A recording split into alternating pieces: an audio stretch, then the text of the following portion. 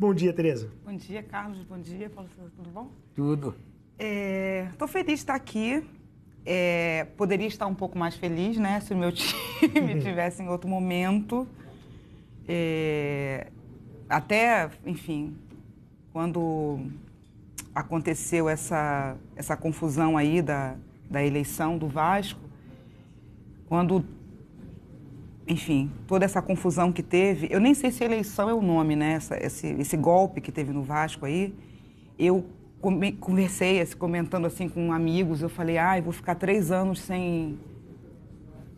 3 anos e meio sem falar de futebol.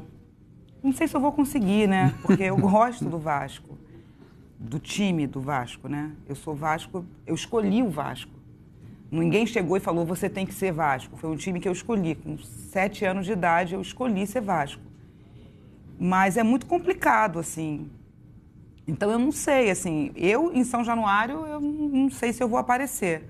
Mas eu vou ficar em casa, vendo jogos, torcendo, porque não existe torcedor que não torce, né? Não vou deixar de torcer para o meu time. Mas a situação está muito complicada, assim.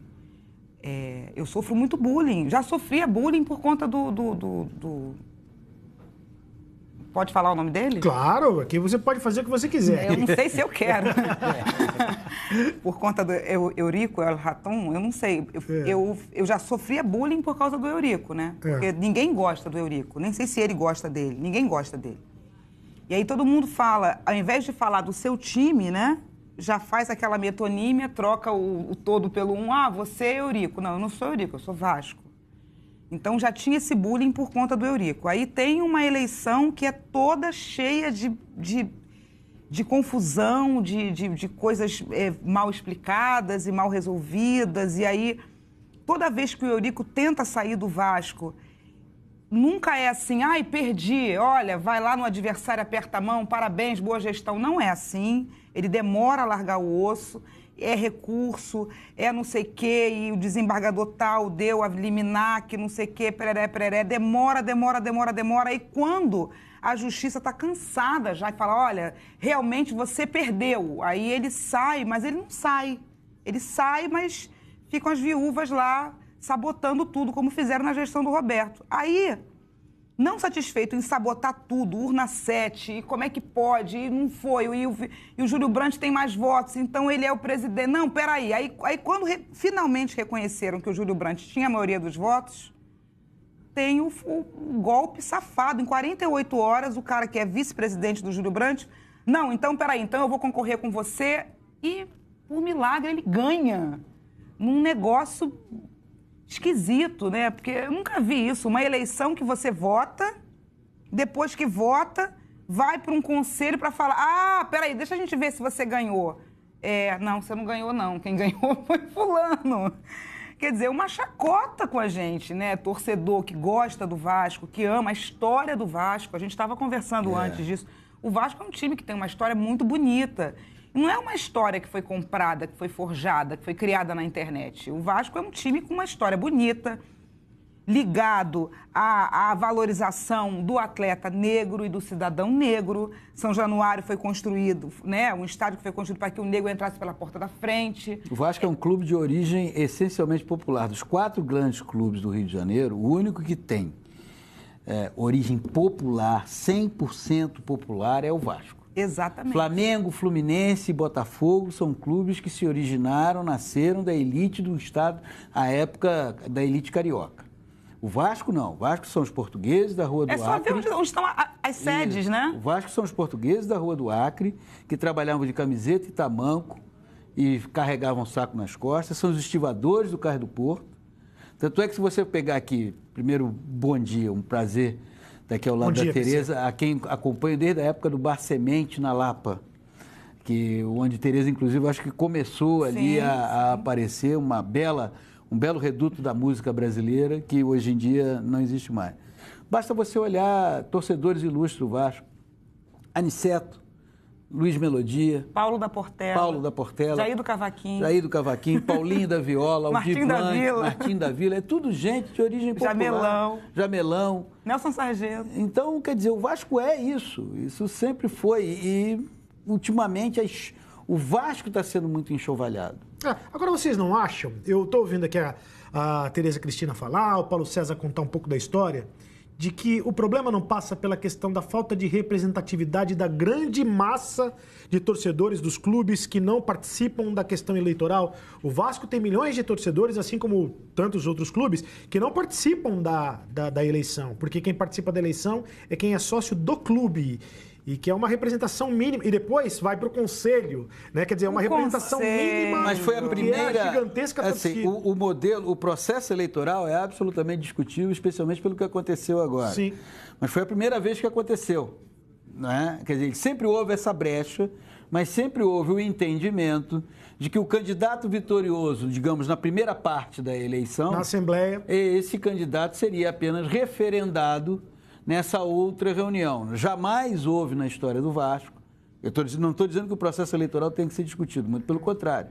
Eu acho que o processo eleitoral da maioria dos clubes brasileiros, ele não é representativo do seu tamanho. Exato. Ele não traduz qual é o tamanho da torcida do clube. Isso. E o Vasco é mais um deles. Né? Agora, o Vasco tem essa segunda parte. Essa segunda parte jamais contrariou o resultado da urna na primeira parte. Agora, por causa de uma ação de um candidato que se conciliou com outro e depois rompeu, é que houve essa mudança. Se por acaso não tivesse havido a mudança de comportamento do presidente eleito do Vasco na reunião do Conselho, o presidente do Vasco seria outro, seria o Júlio Branco. Mas é engraçado, né? Porque assim... Agora, o Estatuto do Vasco permite isso, ele também não fez... Mas aí eu acho que a coisa já é feita, é o seguinte, né? Não é isso? Aos meus amigos tudo, aos meus inimigos a lei, não é isso? Só que essa lei é engraçado porque, assim, será que se o Eurico fosse reeleito... ia ter esse negócio no conselho? Será que ia ter? Vai lá, conselheiro, realmente, será que o Eurico ganhou? Não sei se isso ia acontecer, não. E o mais louco, para mim, como vascaína, é um cara que era vice do Brant, acho que em 48 horas, 36 horas, não sei quantas horas foi, que ele ficou indignado e ele não só se retirou da chapa do Brant, ele se retirou para ser adversário e ganhar, gente. Né? Olha que trabalho incrível de base, né, que esse cara fez. Esse cara tem que dar aula.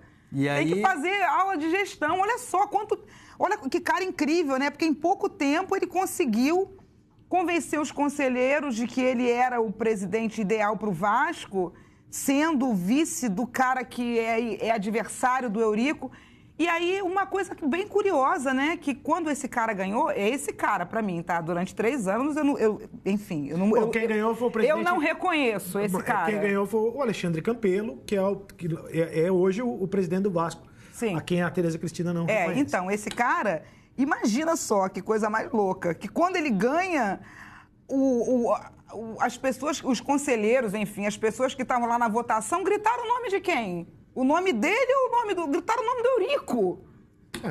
Estava muito claro quem ele estava representando. Esse talvez seja um dos maiores desafios que o presidente Alexandre Campelo vai ter. Ele vai ter que mudar na Tereza e em vários torcedores. Não adianta querer minimizar, não. Não adianta dizer assim, é a Tereza e mais 5. Não. Em vários torcedores, numa legião de torcedores do Vasco, ele vai ter que mudar essa percepção de que, olha, ele é a continuação de quem estava lá. Eurico continua mandando no Vasco. Ele está submisso a quem antes mandava no Vasco. Esse é o maior desafio que ele tem. Assim, primeiro, resgatar a credibilidade e fazer com que ela e tantos outros torcedores, porque não é uma questão para ser minimizada pela diretoria atual do Vasco, pelo contrário, é uma questão importante para a diretoria tratar, que é esse resgate, dizer assim, olha, eu sei que você, mas a nossa isso não vai ser de hoje para amanhã, não vai ser com classificação para a fase de grupos da Libertadores. Vai ser um processo longo, pelos próximos 3 anos, porque aí o que acontece? A Tereza e tantos outros eles se transformaram em fiscais. E o fiscal, aquele fiscal sério... Eu sou chato. Fiscal sério e correto... Eu sou ruim quando eu quero ser, eu sou. Fiscal sério e correto diz o seguinte, olha, você tinha que rezar uma Ave Maria, um Creio Deus Pai e um Salve Rainha. Aí você reza a Ave Maria, um Creio Deus Pai, e um Salve Rainha. Você não